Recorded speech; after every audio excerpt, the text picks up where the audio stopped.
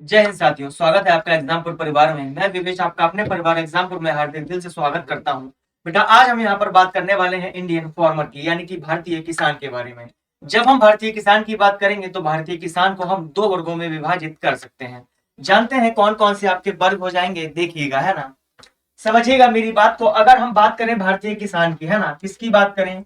भारतीय किसान अर्थात इंडियन फार्मर की बात करें तो भारतीय किसान को हम दो भागों में वर्गीकृत करते हैं। पहला जो एक हमारा किसान है वो क्या करता है? खाद्यान्न फसलों का उत्पादन करता है। कौन सी फसलों का उत्पादन करता है? खाद्यान्न फसलों का उत्पादन करता है ना।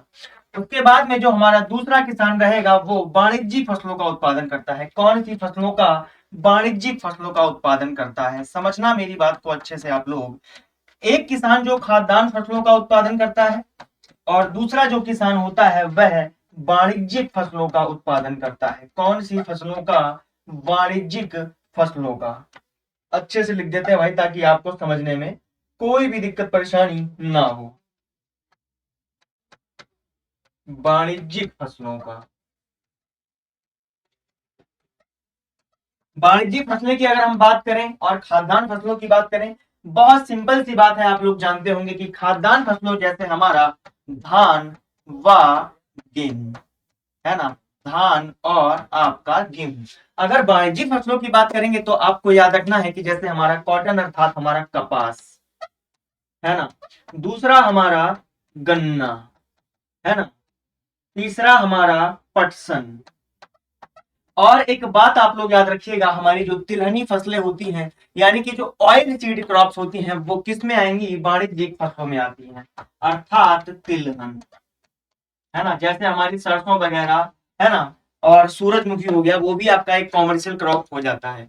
एक बात बेटा आपको याद रखनी है कि अगर यहाँ पर हम बात करें तो आप लोग याद रखिएगा कि भारत में कितने परसेंट ऐसा किसान है जो खाद्यान्न फसलों का उत्पादन करता है। बहुत बार ये क्वेश्चन पूछा गया है, तो आप लोग याद रखिएगा 60 से 65% भारत में ऐसा किसान पाया जाता है जो खाद्यान्न फसलों का उत्पादन करता है। कौन सी फसलों का उत्पादन करता है? खाद्यान्न फसलों का उत्पादन करता है ना। कितने परसेंट किसान खाद्यान्न फसलों का उत्पादन करेगा? तो आपको याद रखना है भैया, 60 से 65% जो इंडिया का फार्मर है वो खाद्यान्न फसलों को उगाता है। यहीं पर अगर हम बात करें वाणिज्यिक फसलों की तो भैया याद रखिएगा, आपका 35 से 40% जो किसान है वह खाद्यान्न फसलों का उत्पादन करता है। कौन सी फसलों का उत्पादन करता है? सॉरी, तिलहनी जो हमारी फसलें होती है ना, जैसे कि हमारी वाणिज्यिक फसलें, है ना, यानी कि कॉमर्शियल क्रॉप्स बोलते हैं भैया। इसको हम क्या बोलेंगे? कॉमर्शियल क्रॉप्स बोलते हैं, है ना। 35 से 40% ऐसा किसान है। समझ गए होंगे आप लोग इस बात को। अगर हम बात करें खाद्यान्न फसलों की तो खाद्यान्न फसलों को 3 ऋतुओं में उगाया जाता है। हालांकि उन्हीं ऋतुओं में हम वाणिज्यिक फसलों को भी उगाते हैं, लेकिन एक बार बेटा क्या करेंगे, थोड़ा सा रबी, खरीफ और जायद को देख लेंगे। तो आप लोग याद रखिएगा भाई, यहां पर अगर हम रबी की बात करें तो रबी को हम कहते हैं शीतकालीन ऋतु की फसल। कौन सी फसल कहेंगे? शीतकालीन ऋतु की फसल, है ना। इसके बाद में मैं आपके लिए ट्रिक लेकर आऊंगा कि आपको रबी, खरीफ और जायद कैसे याद करना है ना। आपके लिए एक ट्रिक लेकर आऊंगा कि रबी, खरीफ और जायद आपको कैसे याद करना है। इसको हम बोलते हैं शीतकालीन ऋतु की फसल। किसको? रबी को, है ना।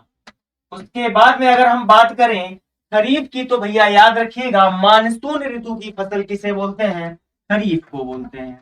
कौन सी फसल बोलते हैं? मानसून ऋतु की फसल, है ना। कौन सी? मानसून ऋतु की फसल। अगर बात करें यहां पर हम जायद की, तो आपको याद रखना है कि रबी और खरीफ के बीच की फसल किसे कहते हैं?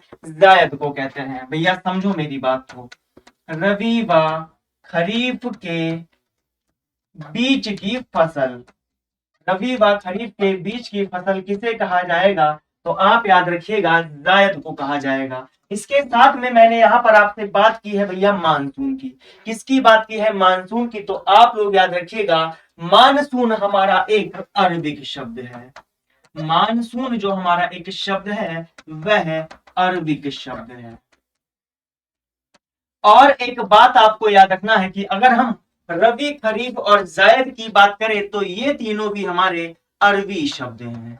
कैसे शब्द हैं, अरबी शब्द हैं, इस बात को आप लोग याद रखिएगा। आशा करते हैं कि आप लोग इंडियन फार्मर को समझ गए होंगे और आपने सीखा होगा कि रबी, खरीफ और जायद को हम क्या बोलते हैं। इसके साथ में आप मुझे कमेंट में मेंशन करेंगे कि रबी की बुवाई कब की जाती है, कटाई कब की जाती है, खरीफ की बुवाई कब की जाती है, कटाई कब की जाती है, और जायद की बुवाई कब की जाती है, कटाई कब की जाती है। ऐसे ही तथ्यों को जानने के लिए आप हमारे साथ जुड़े रहिएगा। कमेंट में आप लोग मुझे जरूर मेंशन करेंगे। बाकी नेक्स्ट टाइम पर हम रबी, खरीफ और जायद, जो कि आपसे हमेशा क्वेश्चन पूछा जाता है विद ट्रिक, उसकी बात करेंगे। चलिए अपना ख्याल रखिए, वीडियो को ज्यादा से ज्यादा लाइक करें, शेयर करें और सब्सक्राइब करें। जय हिंद।